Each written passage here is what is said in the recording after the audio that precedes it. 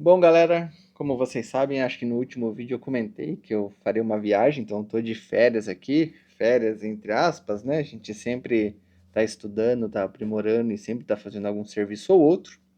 Mas no futuro eu vou trazer um vídeo sobre essa viagem. Eu fiz alguns takes do que a gente fez aqui, teve algumas festinhas, tem algumas tradições que é feito aqui é a época de São João, então tem fogueira e tudo mais, bem legal. E eu filmei um pedacinho, até um pouquinho da viagem. Não consegui fazer muito conteúdo porque foi uma viagem muito longa, bem cansativo, tá? Quase 24 horas de carro praticamente. Mas na volta eu pretendo fazer alguns outros vídeos em algumas paradas para trazer mais conteúdo. Mas também não vou prometer, porque essa história de ficar prometendo eu não consigo entregar depois. Então não é uma coisa tão legal. Mas eu tô fazendo esse vídeo aqui porque eu não poderia deixar passar, porque o vídeo que eu fiz falando sobre como eu me tornei engenheiro de dados gerou bastante repercussão positiva e gerou bastante mensagem, tanto na DM como nos comentários do vídeo.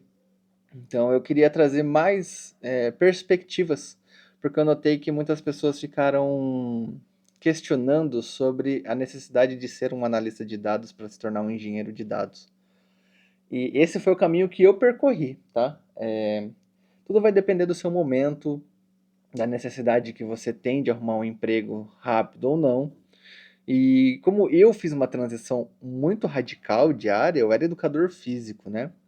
Porém, eu sempre gostei de tecnologia, eu sempre fiz site, sempre fiz ajustes em páginas, então eu tinha uma tendência a seguir esse caminho, né?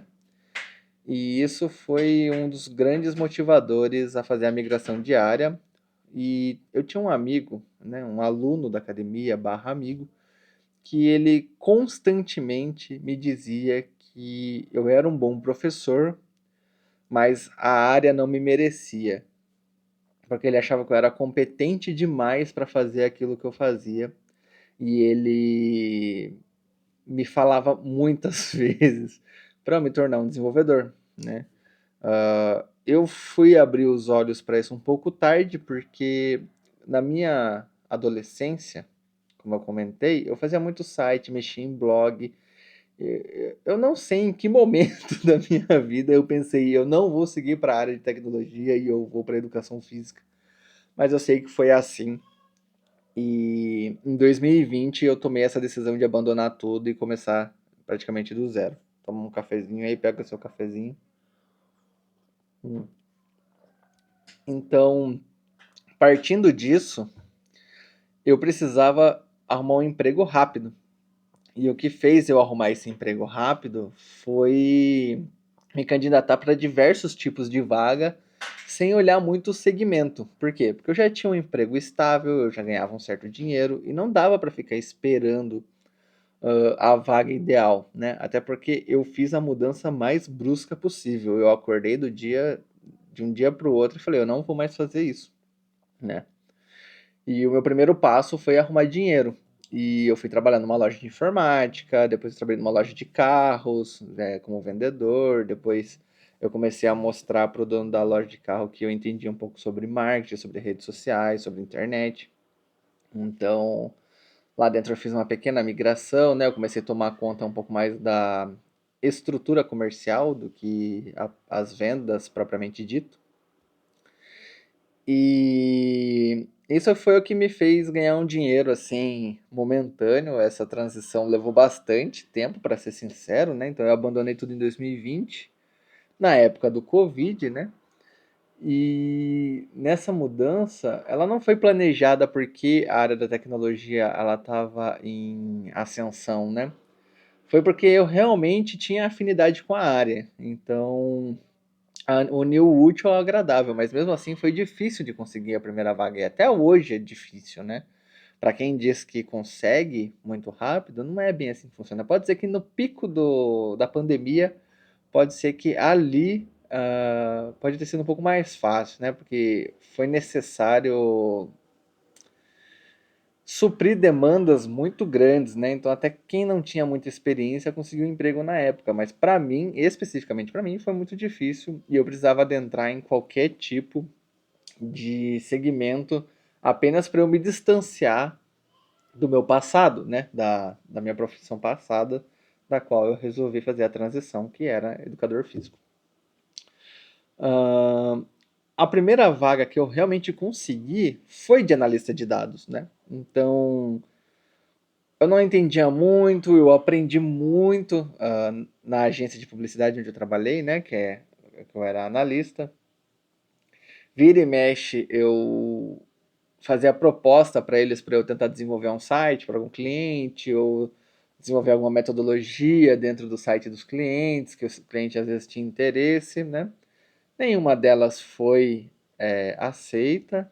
Eu me lembro que o último projeto que eu desenvolvi para eles foi um jogo para uma faculdade, onde eu desenvolvi todo o ambiente da faculdade.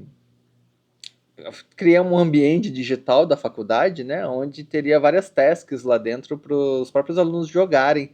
Seria tipo uma comunidade, seria muito legal. Eu desenvolvi tipo uns 70%, mas eles não quiseram. Não vou dizer que eles não quiseram, mas não foi muito para frente esse projeto, tá? Porque eu falei um pouco sobre ele, a gente tentou fazer, bater um papo sobre esse jogo, tal, mas no fim acabou não rolando, que eu desenvolvi tudo o jogo, né, praticamente do zero. Eu acho que eu devo ter ainda o repositório desse jogo,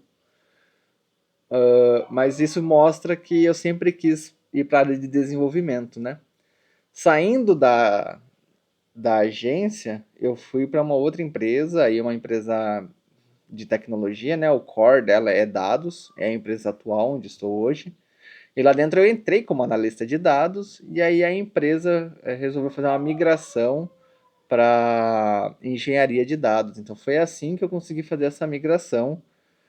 Apesar dessa migração ter sido intencional, né? Eu queria passar por isso, acabou unindo novamente o útil ao agradável, né? E hoje eu estou tentando seguir para a área de desenvolvimento porque é a área que eu realmente tenho mais interesse, né? Mas precisa ser, né? Agora respondendo as perguntas, precisa realmente ser assim? Precisa ser um analista de dados para ser um engenheiro de dados? Não, não precisa, tá?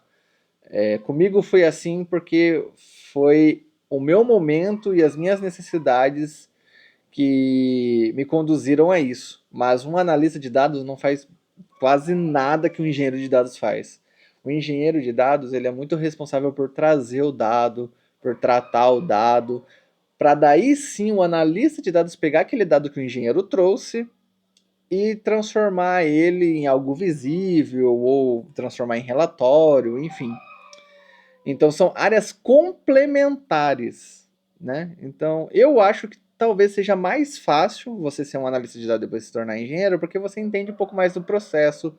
Mas o segredo de toda empresa nem é tanto você compreender por completo o, os requisitos técnicos. É importante sim, é o que vai fazer você arrumar a vaga de emprego, mas para você ter sucesso dentro da empresa, o importante é você compreender muito sobre a regra de negócio da empresa. A regra de negócio é as regras que regem o produto ou as normas da empresa. Então, por exemplo, uma coisa que eu posso citar aqui é a forma com que a empresa encara aquela informação. Então, a informação ela funciona X, ela não pode ter duplicados Y. Vou dar um exemplo aqui sobre marketing, tá? Acho que é um exemplo mais genérico para que eu não entre muito a fundo em assuntos que eu não devo. Mas, por exemplo, hoje você trabalha com uma agência de publicidade. E dentro dessa agência de publicidade, você recebe leads de uma página de venda, tá? A regra de negócio é definir como é que são esses leads. Por exemplo, dentro de uma empresa você tem dois produtos. Dois produtos que partem do mesmo segmento. São produtos diferentes, mas são do mesmo segmento. E o que acontece? Você tem uma lista lá de leads do produto 1 e do produto 2. O produto 1, vamos supor que ela é a versão 1.0 e o produto 2 é a versão 2.0. Então é um avanço dentro desse produto. E o primeiro produto, você criou ele há 4 anos atrás. E o produto 2 você criou esse ano. Todo mundo que se converteu no produto 1 e se tornou um lead, ele é válido para o produto 2? Se essa pessoa se converter de novo no produto 2, ela é um lead novo ou ela é um lead antigo? Entende? Definir isso é o que faz a regra de negócio. Então, por exemplo, o cara se converteu no produto 1. Então, tudo que está dentro do produto 1 a gente considera uma coisa. E tudo que acontece no produto 2 a gente considera outra coisa. Isso é uma forma de definir regra de negócio. Porque fazendo assim, você separa os dois produtos. Mas tem empresa que não encara desse jeito. Tem empresa que vai encarar o cara que se converteu no primeiro, ele é um lead único. Então a gente não vai contar ele de novo aqui no produto 2. Mas por que eu estou falando isso? Porque essas definições, elas podem mudar muito a perspectiva do resultado que a empresa está tendo. E a forma com que o produto é visto. Mas como assim? Então, se você considera o produto 1 como uma única conversão, e se esse cara converteu de novo no produto 2, você não considera ele um novo lead, o que vai acontecer? Você vai ter diferença de resultados. Então, o seu custo por lead, por aquisição, vai ser outro do que se você considerasse ele duas vezes. Então, você tem diversos fatores que podem acabar impactando. Então, você compreender como que a empresa funciona e o que ela compreende do que é bom para ela ou não, quais são as funções, quais são as necessidades dela, é o que faz você se destacar mais na empresa. Porque daí você vai ter um olhar crítico, né? Um pouco melhor do que se você souber só da parte técnica. Pode ser que eu tenha embolado um pouco em tudo que eu disse aqui, mas espero que faça sentido. Se não fez sentido, comenta aqui embaixo. Não esquece de deixar o like e compartilha com seus amigos. Mas agora, respondendo definitivamente, para você ser um engenheiro de dados, você não precisa ser um analista de dados, tá? Outra pergunta que me fizeram foi... deixa eu dar uma olhada aqui na minha cola. Para eu me tornar um engenheiro de dados, eu preciso fazer faculdade ou com cursos livres eu consigo, ou apenas estudando os requisitos técnicos? Olha, dentro da área da tecnologia, ela é muito interessante porque você consegue sim entrar na área sem faculdade, mas eu aconselho a todo mundo a fazer uma faculdade, porque é o diferencial. Hoje você entra no LinkedIn, a vaga foi postada há 1 hora atrás, você olha no relatório do LinkedIn ali que mostra embaixo da vaga quantas pessoas já se inscreveram. Aí você olha, mais de 1.000. A vaga acabou de lançar, já tem mais de 1.000 pessoas. O recrutador ele vai olhar quem tem mais comprovação de conhecimento. Então, ele vai olhar lá e fulano tem faculdade, fulano tem pós. Então ele vai escalando dessa forma, entendeu? Além dele pegar os primeiros. Eu acredito que seja assim, né? Eu tive muito mais retorno de vagas que eu me inscrevi rápido, né? Então a vaga saiu em 15 minutos, eu já fui lá e me inscrevi. Sempre tive retorno de empresa assim. E o segundo requisito é o currículo, né? Então ele vai olhar essa pessoa trabalhou aonde, o que ela fez, quais são as skills dessa pessoa, qual que é a faculdade. Então, se eu tivesse começando do zero, eu focaria em estudar, fazer alguns cursos livres de forma estratégica, tá? Pegar as stacks ou as ferramentas mais utilizadas hoje. Então, vamos fazer um roadmap aqui rapidão. Vamos lá, roadmap do zero. Entrei agora. Preciso arrumar um emprego logo? Análise e desenvolvimento de sistemas. Porque é um tecnólogo rápido, ele é muito prático e ele é direto ao assunto, tá? Fiz análise e desenvolvimento de sistemas, procuro um curso de Databricks, Airflow e Google BigQuery, tá? Eu faço esses 3 cursos. Em paralelo a esses 3 cursos, eu estudo Python e SQL. Esse daqui vai funcionar para você? Eu não sei se vai funcionar para você, mas é o que eu faria porque é muito próximo do que eu fiz, tá? E terceiro, eu vou lá e começo a me inscrever, coloco uma meta diária de currículos a serem enviados, tá? Eu faria isso. Se eu fosse começar agora, hoje, nesse exato momento, eu faria isso. E para finalizar, eu começaria a fazer tratamentos, sei lá, em Python para colocar no meu GitHub, sabe? Apenas para comprovação. Eu acho que o GitHub ele não é o que faz tudo, mas ele é um excelente complemento. Então, dentro da entrevista, você ter a malícia de falar para o recrutador na fase técnica, né? Se você falar para RH, talvez não faça tanto sentido, mas fica aí a dica, né?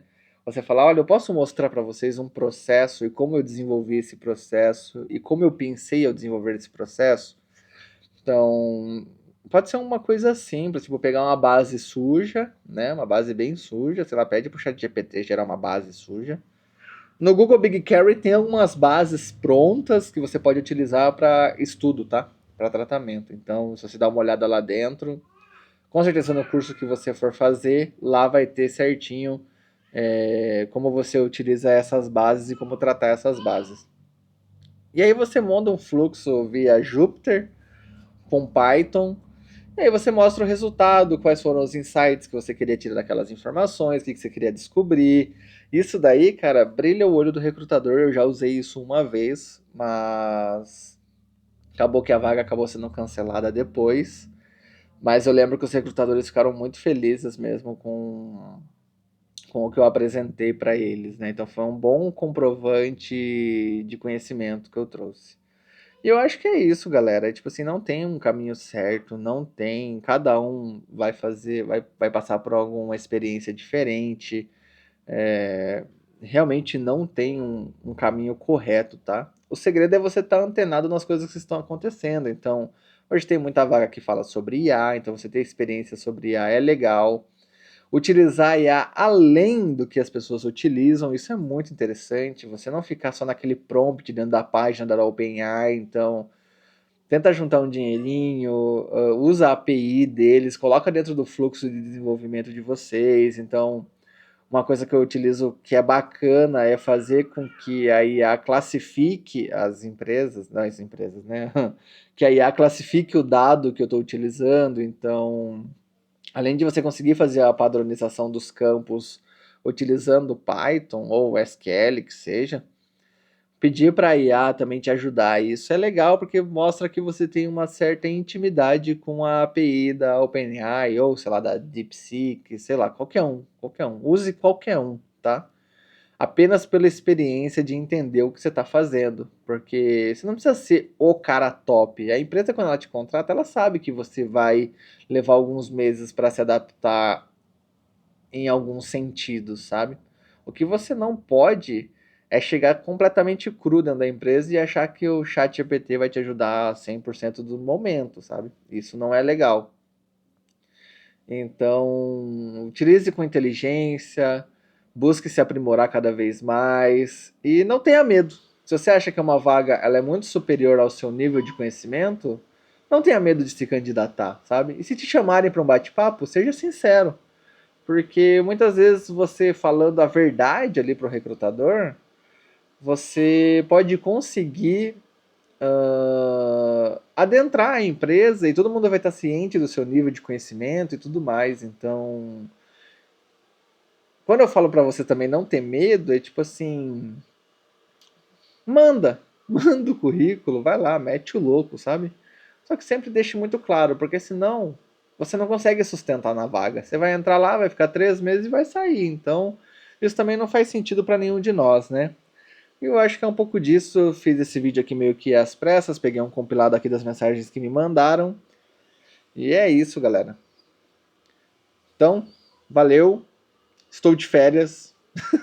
Mas deixe seu comentário aqui se tiver mais alguma dúvida. Quem sabe pode ser tópico do próximo vídeo.